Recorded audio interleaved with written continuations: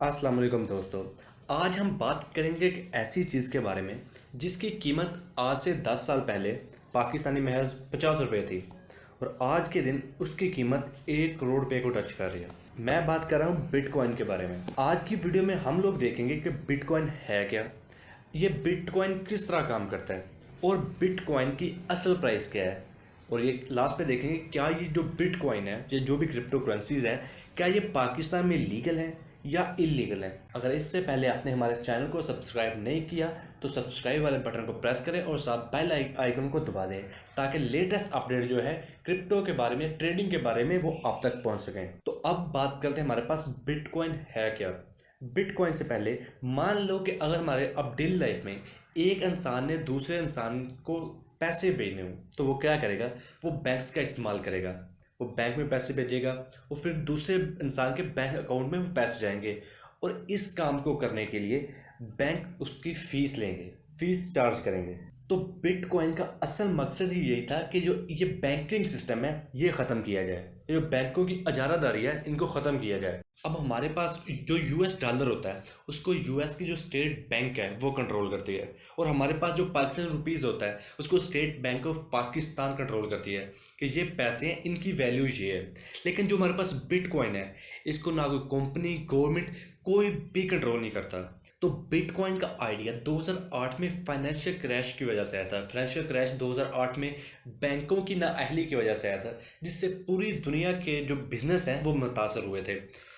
तो इस financial crash के एक महीने बाद एक ऑनलाइन पेपर लॉन्च हुआ था। उस पेपर में लिखा हुआ था कि एक इंसान दूसरे इंसान को पैसे भेज सकता है, किसी भी फाइनेंशियल इंस्टीट्यूशन के बगैर एक इंसान दूसरे इंसान को पैसे भेज सकता है। और इस पेपर में एक नाम लिखा गया था, सतोशी नाकामोटो, लेकिन आज तक ये किसी को नहीं पता ये इंसान कौन था। तो बिटकॉइन एक ऐसी करेंसी है जिसको कोई भी, हमारे पास जो गवर्नमेंट है या कोई कंपनी कंट्रोल नहीं करती है, हमारे पास करेंसी की तरह, लेकिन एक डिजिटल करेंसी है। अब बात कर लेते हैं कि हमारे पास जो जो बिटकॉइन है ये किस तरह काम करता है। तो मान लो अगर पर्सन ए ने पर्सन बी को पैसे भेजने हो तो दरम्यान में कोई बैंक्स तो नहीं बैठे होंगे जो वेरीफाई कर रहे होंगे कि पर्सन ए के पास वाकई पैसे हैं।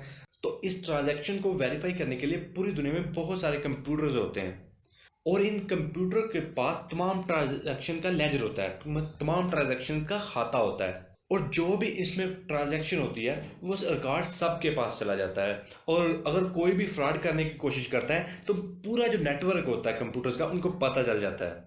और ये सारे हमारे पास जो डिसेंट्रलाइज्ड खाता है या डिसेंट्रलाइज्ड लेजर है ये मिलकर हमारे पास ब्लॉक चेन बनाते हैं, और ये तमाम ब्लॉक एक दूसरे के साथ कोड के थ्रू लिंक होते हैं। और ये सारा काम जो कर रहे होते हैं वो हमारे पास माइनर्स होते हैं, और माइनर ये काम खुद नहीं कर रहे होते, एक काम माइनर्स के पावरफुल कंप्यूटर्स कर रहे होते हैं। लेकिन माइनर्स काम क्यों कर रहे होते हैं? क्योंकि बिटकॉइन कोई कंपनी तो नहीं है जो माइनर्स को सैलरी दे रही हो।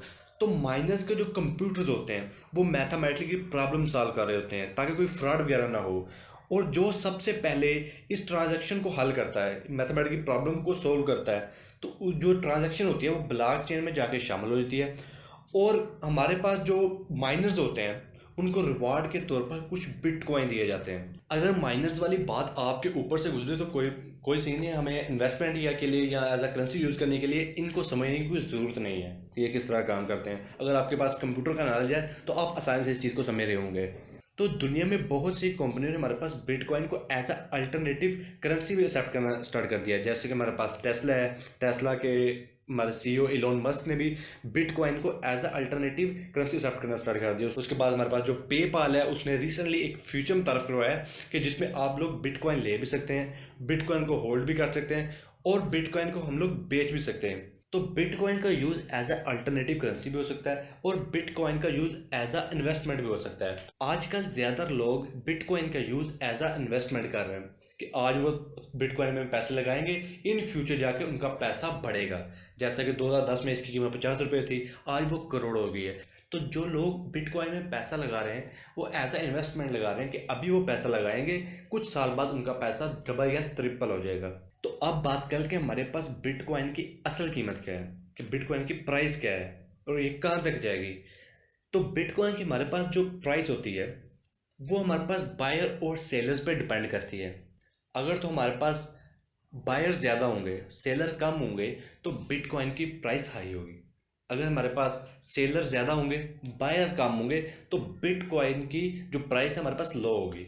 अगर कोई भी बायर या सेलर नहीं होगा, तो बिटकॉइन की जो वैल्यू होगी वो उसी मुकाम पे खड़ी हो जाएगी। अगर सारे बिटकॉइन लोग जो बेच देते हैं, तो हमारे पास आज बिटकॉइन की वैल्यू ज़ीरो होगी। तो अब बात करते हैं कि हमारे पास जो करेंसी है, क्रिप्टोज है या बिटकॉइन है, क्या ये पाकिस्तान में लीगल है या इलीगल है। तो हमारे पास जो करेंसीज है वो पाकिस्तान में इस टाइम लीगल हैं, हम लोग ख़रीद सकते हैं। लेकिन हमारे पास ये पाकिस्तान में लीगल टेंडर नहीं है। लीगल टेंडर का मतलब ये है कि हम लोग इसके थ्रू किसी भी दुकान पे या शॉप पे जाके ये नहीं कह सकते कि हमें ये बिटकॉइन ले लो, हमें कोई चीज़ दे दो। हम लोग पाकिस्तान में इसको एज अ इन्वेस्टमेंट यूज़ कर सकते हैं। एज अ हम लोग अल्टरनेटिव करेंसी ये पाकिस्तान में हम लोग इसे यूज़ नहीं कर सकते। अगर आपको वीडियो अच्छी लगी है तो लाइक करें एंड चैनल को सब्सक्राइब करना मत भूलिएगा।